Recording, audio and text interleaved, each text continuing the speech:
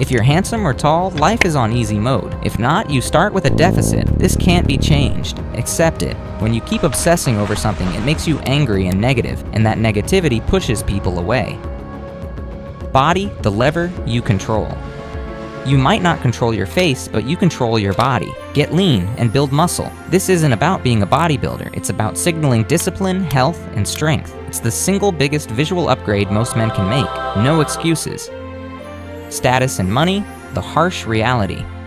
Women are attracted to power, competence, and resources. This is biology and sociology mixed. Doesn't mean you need to be a millionaire, but being broke, unambitious, and directionless is unattractive. Build a career, develop skills, have purpose. Status isn't just money, it's respect in your social circle, being good at something, having a mission. Style and grooming, non-negotiable. Get a good haircut, wear clothes that fit well, skincare routine, smell good, teeth clean.